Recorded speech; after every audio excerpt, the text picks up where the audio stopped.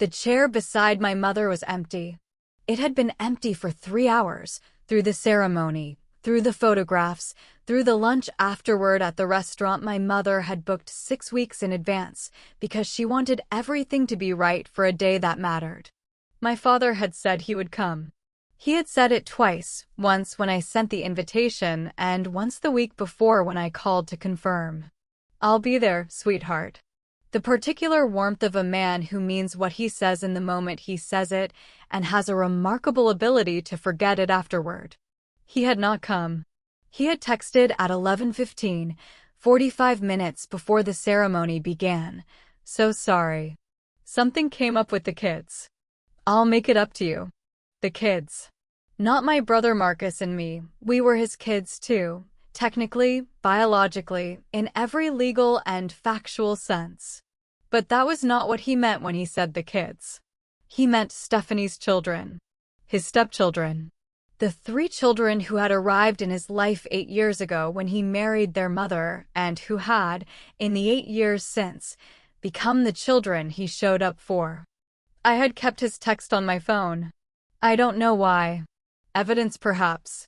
The particular instinct of someone who has been told something is in their imagination and wants to be able to point at the proof. Something came up with the kids. My graduation. Something came up with the kids. My mother had not said anything about the empty chair.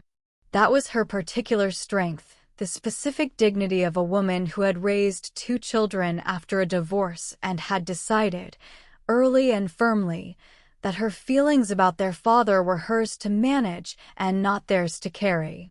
She had never said a negative word about him in front of Marcus or me. Not in 17 years of doing everything alone. She had looked at the empty chair once. Then she had looked at me.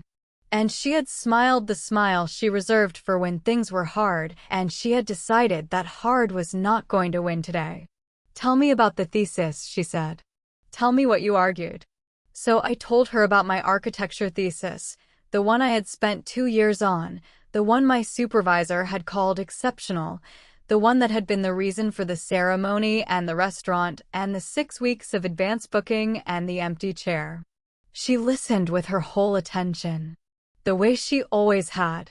And by the time I finished explaining the central argument, the lunch was over and the day had been reclaimed, not from the empty chair, but from the particular habit of letting one person's absence define everything else. That was something my mother had always known how to do. I was still learning it. Marcus called that evening. My brother, 23, 2 years younger than me, the one who had processed our father's remarriage at 15 with the particular silence of someone who puts things somewhere internal and visits them alone. He texted me too, Marcus said. To say congratulations. At 4 p.m. 4 p.m. I said. After it was over, Marcus said. Yes, I said.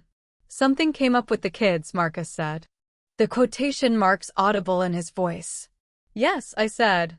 We were quiet for a moment, the particular silence of siblings who have been having versions of this conversation for 8 years and have developed the specific shorthand of people who don't need to explain the weight of things to each other. Are you okay? He said. I'm angry, I said. Which is different from not okay. What are you going to do with the angry? He said. I thought about the text on my phone. About 8 years of something coming up with the kids. I'm going to call him, I said. Not to manage. Not to make it easier for him. To say the actual thing. The actual thing, Marcus said. The actual thing, I said. I did not call my father that night. I was too angry, and I had learned, from 2 years of therapy with Dr. Sarah, from the particular education of someone who has been in the room when difficult conversations go wrong, that anger is useful fuel but a terrible driver. You need it. You do not want it in charge. I waited 3 days. In those 3 days I did something I had been avoiding for a long time. I went back through the 8 years. Not with bitterness, with the clear-eyed honesty of an architect examining a structure. Looking at what had actually been built, what materials had been used, where the weaknesses were. My father had remarried when I was 17. Stephanie was warm, genuinely warm. The kind of woman who remembered details and asked real questions and had welcomed Marcus and me into her home with the sincere effort of someone who understood what she was asking of us and was trying to make it easier. I had liked her. I still liked her. She was not the problem. Her children were not the problem either. Jake was 12 when our parents married. Chloe was 10. Ben was 7. Children who had their own loss, their own absent parent, their own complicated feelings about a new arrangement. I had understood that. I had tried to be kind to them the way I would want someone to be kind to me. The problem was what my father had done with his love. He had not replaced us. I want to be precise. He had not woken up one morning and decided Marcus and I no longer mattered. He had done something more gradual and in some ways more difficult to name. He had redistributed his attention. He had found, in the new family, a second chance at something and had taken that second chance with both hands, and the taking had cost us something he had not noticed paying. Jake's school plays, my father had attended all of them. Mine, he had attended some. Chloe's swim meets, every one. I know because Stephanie posted photographs on social media, my father visible in the stands in every image. My architecture competitions, the significant ones, the ones that had mattered, he had attended 2 out of 7. Ben's birthday parties, elaborate, planned, my father visibly involved in the planning. My birthdays cards. Sometimes calls. The particular diminishment of someone who has been reduced to the minimum acknowledgement. It was not cruelty. It was the specific damage of someone who had limited attention and had been spending it elsewhere for 8 years without examining the cost. I wrote it down. Not a list of grievances, a document. The architect in me could not help it. Evidence organized clearly, the particular habit of someone who builds arguments from foundations. When I called my father on Thursday evening, I had the document in front of me. Not to read from, to know I had it. To know I wasn't imagining the pattern. He answered warmly. He always answered warmly. Sweetheart. I've been meaning to call. I'm so sorry about Saturday. Dad, I said. I need to talk to you about something. Not just Saturday. Something bigger. A pause. Of course, he said. What's wrong? Nothing is wrong, I said. Something is true. And I'm going to tell you what it is. I told him about the 8 years. Not all of it at once. I had learned from Dr. Sarah that overwhelming people produce defensiveness rather than hearing. I started with the graduation. The text. Something came up with the kids. I explained, he started. I know, I said. Ben had a football final. I understand that Ben's football final was a commitment. What I'm telling you is what it meant that you chose it over my graduation. It wasn't a choice between. It was, I said. Quietly. Every time there is a conflict between your time and attention, every time there are 2 things happening simultaneously, there is a choice. You make the choice. And for 8 years the choice has consistently gone one way. Silence. I don't think that's fair, he said. I have documentation, I said. Documentation, he repeated. I'm an architect, I said. Asterisk, I build things from evidence. I have 8 years of evidence. I paused. Jake's school plays. All of them. Mine, some of them. Chloe's swim meets, every photograph. My competitions, 2 out of 7. Ben's birthday parties, elaborate and planned. My birthdays cards. The silence that followed was long. I didn't realize, he said. Finally. I know, I said. That's what I'm telling you. He came to my apartment on Saturday. Without Stephanie, which I had asked for, not because I had anything against her, but because the conversation needed to be between the 2 of us without the particular complication of her presence. He sat in my living room with the particular posture of a man who has been thinking about something for 2 days and has arrived somewhere uncomfortable. I made tea. The ritual of it. Something to do while the large thing arranged itself. I've been thinking, he said when I brought the cups, about what you said. About the 8 years. Okay, I said. I want to explain something, he said. Not to excuse it. To explain. Go ahead, I said. When your mother and I divorced, he said, you and Marcus were 17 and 15. Old enough, I told myself, to be okay. To not need me in the same way that younger children need a parent. He stopped. Jake was 12. Chloe was 10. Ben was 7. They were at the ages where you felt needed, I said. He looked at me. Yes, he said. Where I felt needed. Where I could show up, and it was visibly important. Where I could be the father I felt I hadn't been in your early years because work was taking so much. He paused. I told myself you were fine. That you were strong and independent, and that you didn't need me the way they did. I sat with that. Did you ask us? I said. Did you ever ask Marcus or me if we were fine? No, he said. Quietly. You assumed, I said. You decided we were fine without checking. And then you gave what you had decided we didn't need to children who hadn't asked for it either. Yes, he said. That's the thing about deciding someone is fine without asking, I said. You make it about your comfort, not their reality. He looked at his tea. I have not been a good father to you, he said. In the ways that matter. I have been present enough to maintain the appearance of it, but not present in the way that actually counts. He looked up at me. I'm sorry. I know that's not enough. I know sorry doesn't fill an empty chair at a graduation. But I am sorry. I looked at my father. At the man who had decided I was fine without asking. At the genuine remorse that was not the same as the 8 years returned and was also the only true thing he had to offer. What do you want to do about it? I said. Whatever you'll let me, he said. Whatever you'll allow. I don't want grand gestures, I said. I don't want you to suddenly overcorrect and appear at everything. I want consistency. I want you to think of me when there is no occasion requiring it. I want to be in your mind when nothing is happening. Okay, he said. And Marcus, I said. This conversation needs to happen with Marcus too. I'll call him, he said. Today. Good, I said. We sat in my living room and drank our tea. The particular quiet of people who have said difficult things and are sitting with what comes after. Can I see your thesis? He said. I looked at him. The architecture thesis, he said. The one that was exceptional. Can I see it? I got up. I got the thesis from my drafting table. I handed it to him. He opened it. Read the abstract. Turned pages slowly with the focused attention of someone who is trying to understand something rather than performing interest. This is extraordinary, he said. I know, I said. I should have been there, he said. Yes, I said. You should have. My father called Marcus that afternoon. Marcus told me about it on Sunday. We had always debriefed the particular sibling habit of two people who had navigated this same difficult terrain and needed to compare notes.